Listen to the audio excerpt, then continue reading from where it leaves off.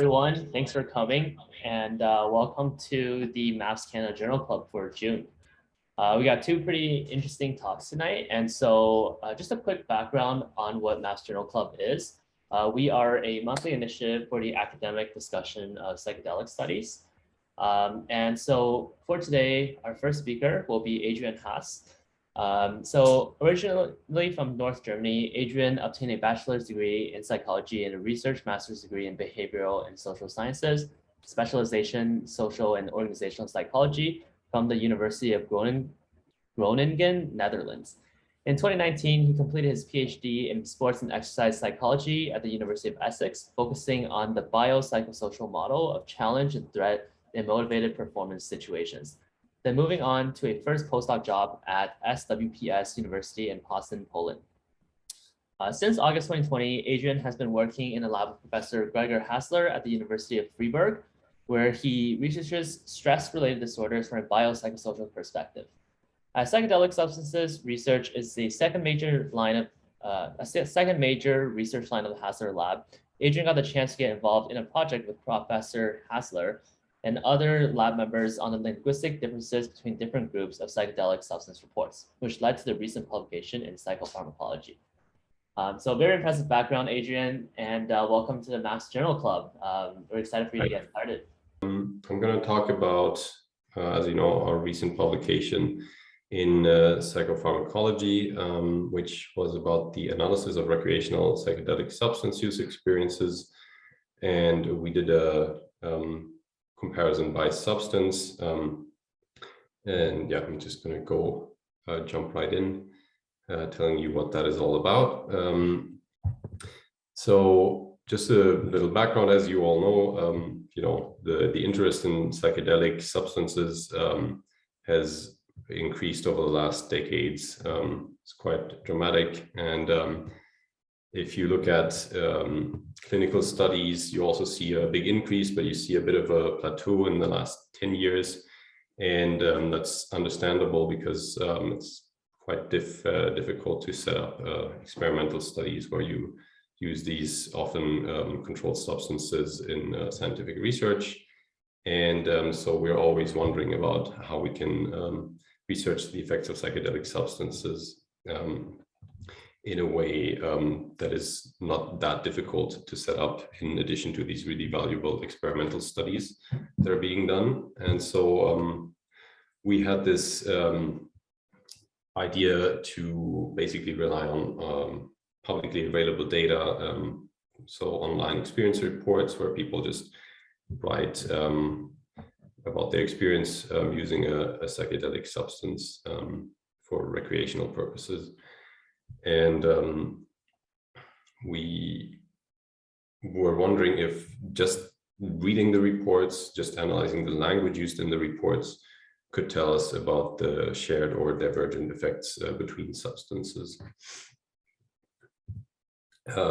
So to do that, we sourced the Arrowwood Experience Vaults, which is a great website dedicated to harm reduction and public education about different psychoactive substances.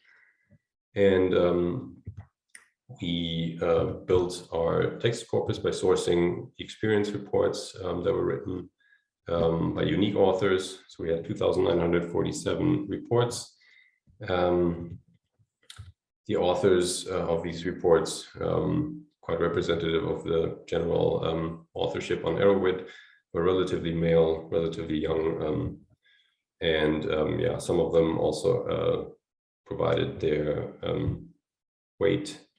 And I should say that, yeah, the age and the weight are both not complete, so not everybody reported that.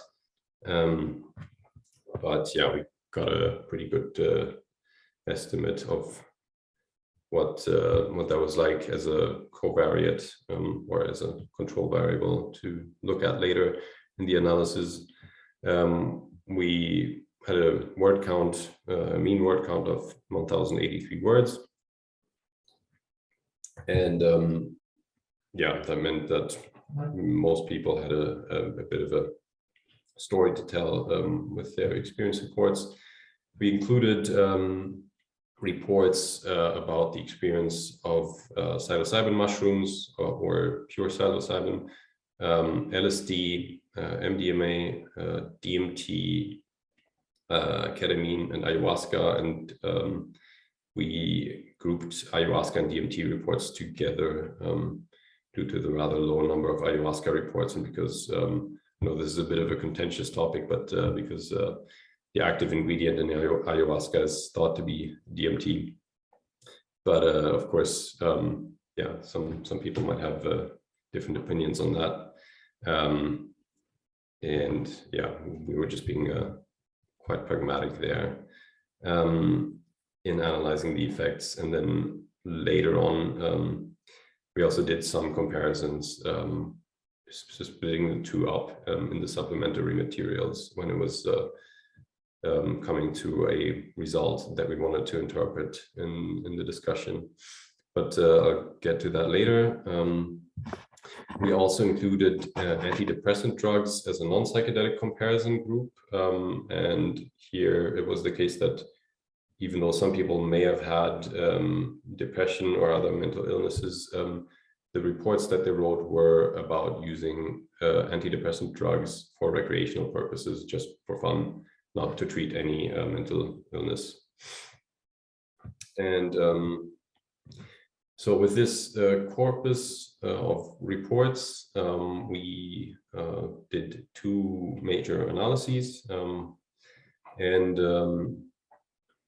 or I should say one major analysis based on two types of variables. So the first type of variable was based on the linguistic inquiry and word count software, which is a simple word count software that has an inbuilt dictionary where it just analyzes the frequencies of words that fall into certain predefined categories like positive emotion words, sadness words, cognitive process words, and so on. And in the paper, we looked at affective process words, positive, negative emotion words, sadness words, anxiety words, cognitive process words, and a variable called the analytical thinking score or categorical dynamic index. And this variable is actually based on two other variables, including prepositions and articles, I believe. Yeah, you can read about the precise rationale for that in the LIWC 2015 manual, why they created such a variable. But there's basically research saying that the combination of these word groups represents or captures analytical thinking. So the second variable group was based on latent semantic analysis, which uses the idea that semantically related words tend to co-occur in consistent discourse. And it allows for the calculation of some semantic proximity values in a given text corpus, which was the Arrowwood report corpus in our case. And then it compares this corpus to a reference text. And we had two reference texts, so that the sort of processing yielded two outcome variables. In the first case, it was the OAV scale, which was designed to capture the semantic similarity of the Arrowwood reports to a scale measuring psychedelic experience.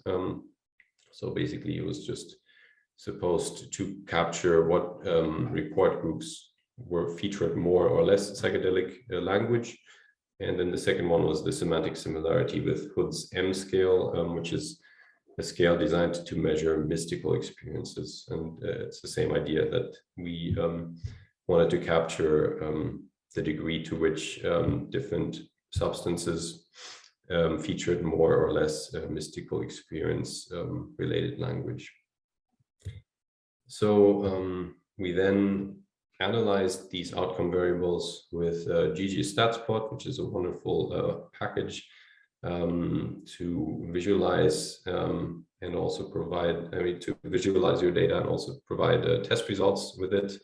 It's quite flexible, so It provides parametric, robust, or non-parametric results, depending on whether your assumptions hold or don't hold. And in our case, we had several outcome variables with different levels of met or unmet assumptions. So we used the appropriate version of this test for each outcome variable.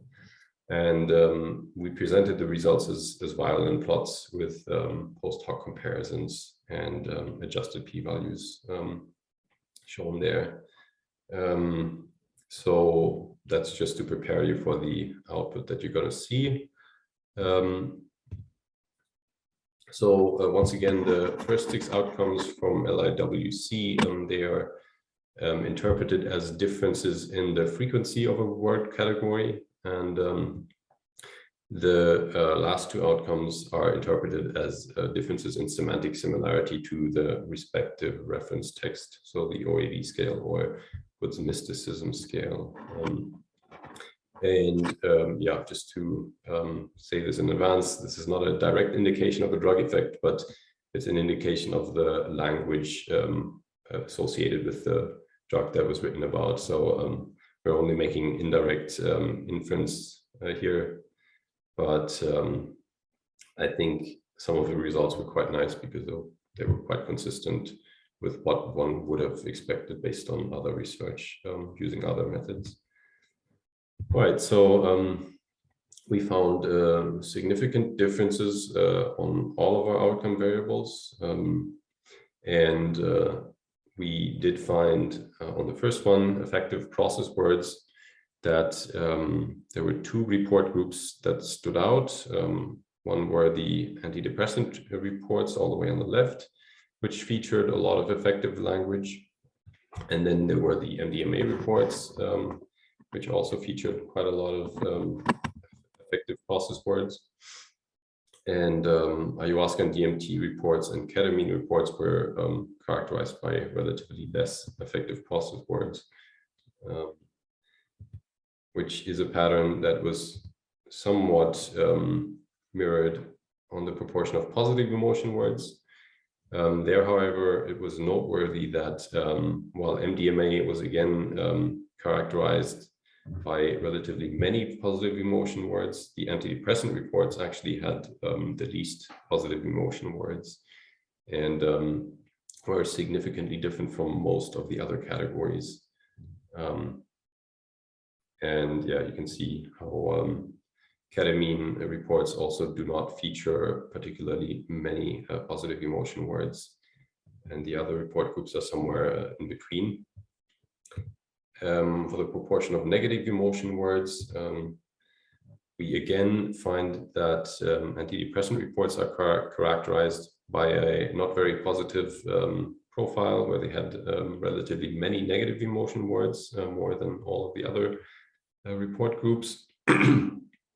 And in ketamine reports, we see that again, they're featuring rather few negative emotion words, which is consistent with their relatively non-effective language profile.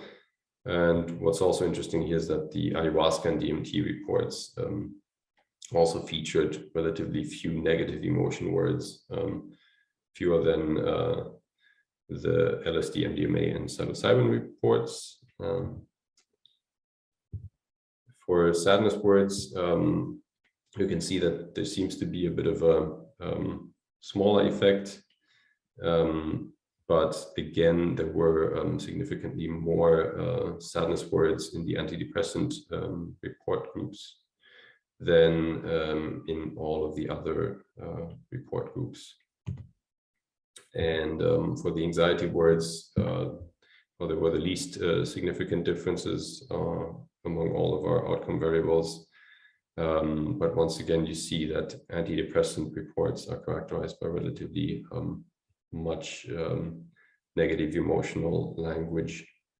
And then at the same time, LSD reports and psilocybin reports seem to be a bit more negative than the others, with ketamine again showing a very low, low affect profile.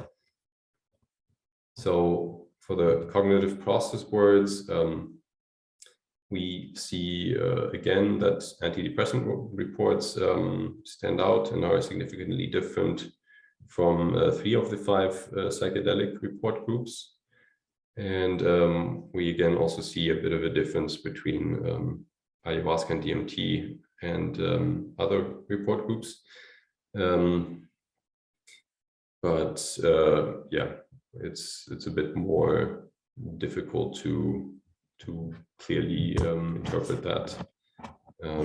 We also see that MDMA reports here have a relatively high proportion of cognitive process words. And same goes for the analytical thinking variable, where we also have plenty of differences between report groups. Here, MDMA reports actually feature the least analytical thinking related language. And antidepressant reports are also on the lower end, whereas ayahuasca and DMT reports and psilocybin reports actually feature relatively more of that sort of language in these categories. So that brings us to the latent semantic analysis variables, where we have the semantic similarity to the OAV scale. The similarity with a scale capturing a psychedelic experience. And here we see, once again, many differences. And what I was quite surprised about is that it was very clearly visible that antidepressant reports are antidepressant drugs, and the psychedelic report groups, they were, conceptualized as psychedelic drugs, and that was pretty much confirmed by the analysis of the language in the reports. So ayahuasca and DMT reports had the most psychedelic language, the most semantic similarity to the description of psychedelic experiences. And then the other 4 psychedelic report groups were also somewhere above the antidepressant reports. And in case of the semantic similarity to Hood's mysticism scale, there's a similar picture where ayahuasca and DMT reports really stood out, and antidepressant reports on the other end stood out.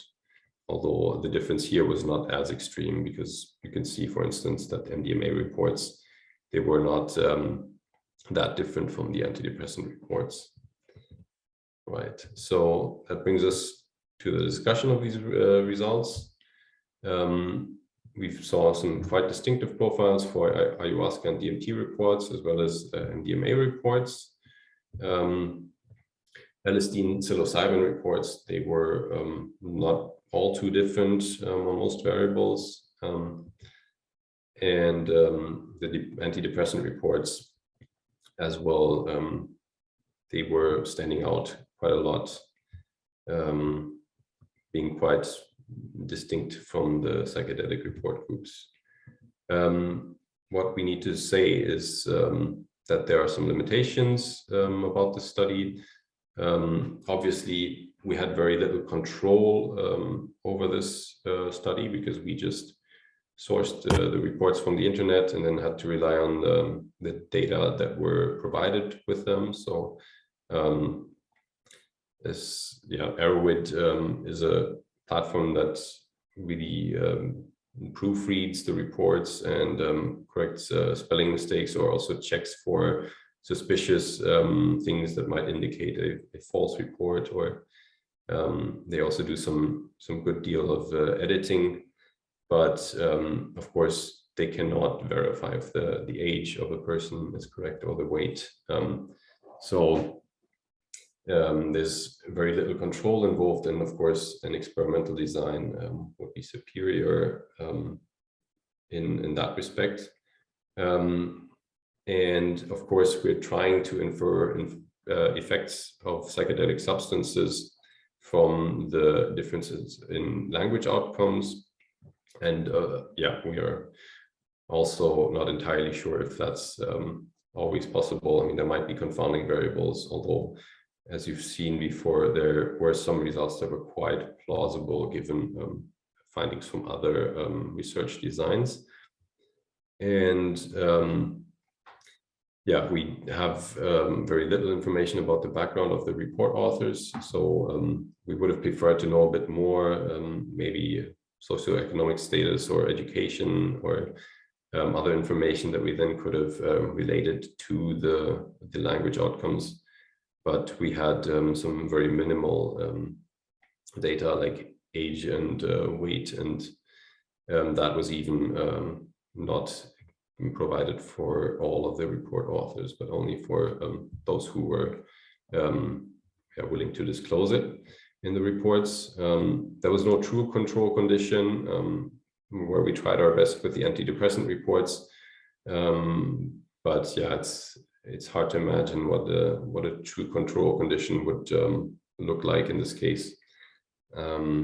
Maybe a sort of placebo where people believe that they had a psychedelic drug, but then didn't actually get it, which is something that in experimental research would be easier to do. But again, nobody's going to write an error-weight report about a placebo experience and then will know about it to disclose that later.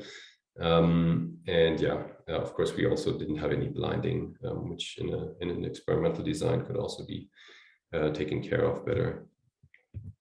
For the future, I would be interested in studying the same substances in a controlled setting, which would be extremely difficult, of course, because it's difficult enough to get an experiment with one psychedelic substance like LSD or MDMA approved. But I think, I mean, as far as I know, nobody has managed to run a study with all 5 of those substances, plus some, well, some placebo, I guess, in that case.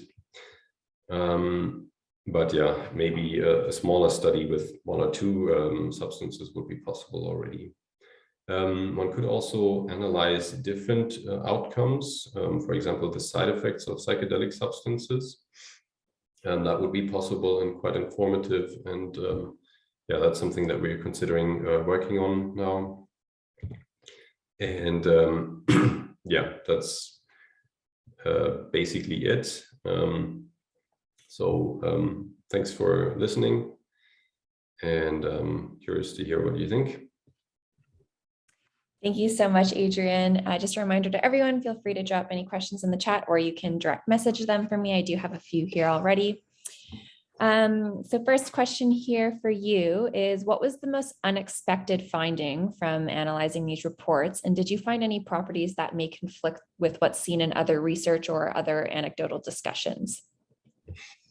I mean, I only remember the one very maybe predictable finding that I was very surprised was actually there in these reports, in this sort of linguistic analysis.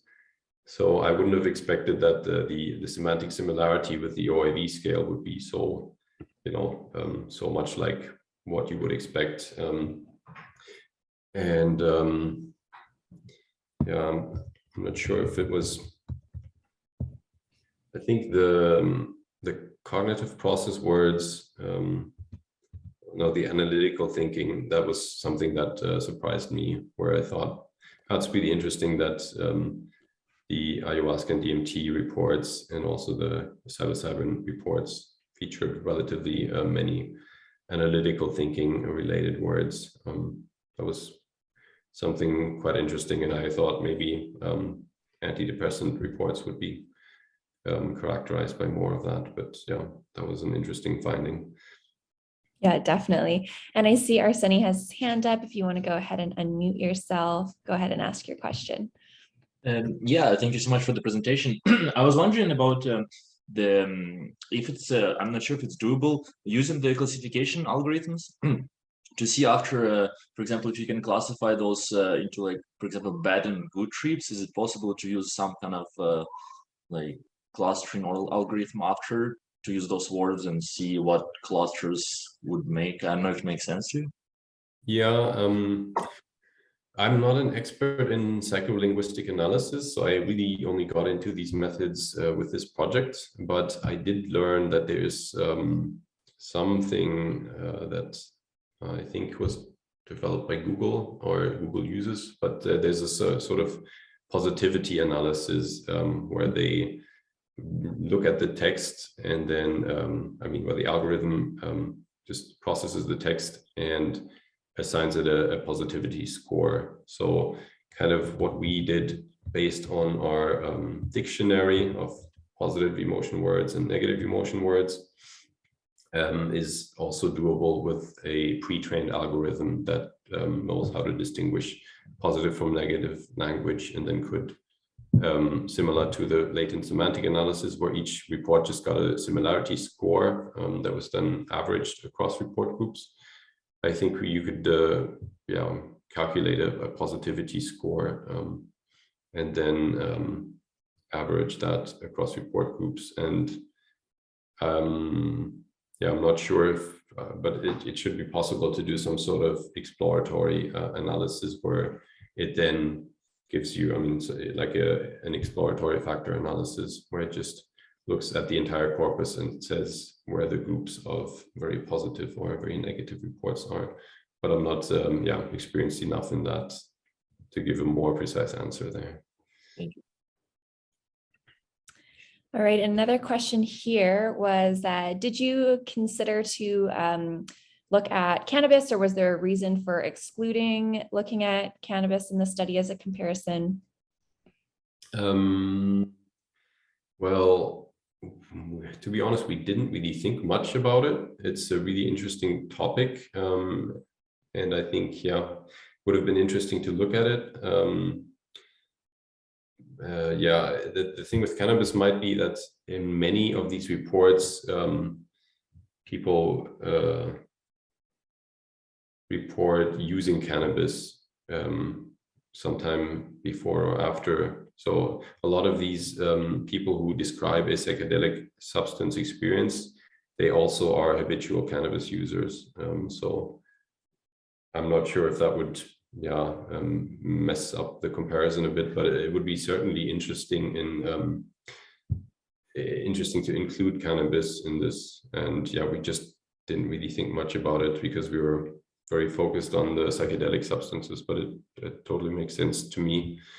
And you could certainly just sift out the reports that are associated with cannabis use and some other drug use, and then you could probably find enough reports where it's just cannabis or just another drug being consumed, and then comparing that. Yeah, very interesting. Potentially a future direction. Yeah. Were you able to look at any differences in gender or age to see if there's any differences between language markers there? Yes. We did find some differences in age, also in gender, I think, but I don't know if I have that in my presentation. I think I don't, unfortunately. But there was some effect. I think LSD report authors were the youngest, actually. So it was somewhat surprising. I think antidepressant report authors were among the older ones. Interesting. And then just last question here to wrap it up. Thanks to everyone who sent questions in. Do you have any hypotheses or kind of guesses about any potential underlying like neurobiology or mechanisms of action that might account for these differences in language outcomes that you saw between the different substances? Well, of course, some of the findings were quite plausible. If you would have just predicted with, your experience in psychological or psychedelic research. The fact that some of these drugs work on the serotonin system could probably explain the findings of positive emotion words or also general affective language.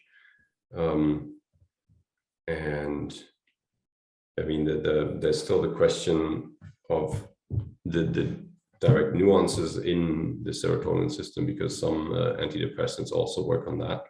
So in the psychedelic research community, there's a lot of attention on the serotonin 2A receptor, which is thought to be the main mechanism behind the effects of LSD. But yeah, I mean, I didn't think that far ahead in the interpretation of these findings to be able to make some more detailed statement there. No, for sure. I'm sure though it will be useful for future researchers when they're trying to blend all the evidence together as is being done. Yeah. Well, thank you so much. That was such a great presentation. I know the audience had a lot of questions, which is always great. Yeah, thank you so much for your time and presenting for us, and I'll pass it back to Leo. All right, thank you. Yeah, thank you.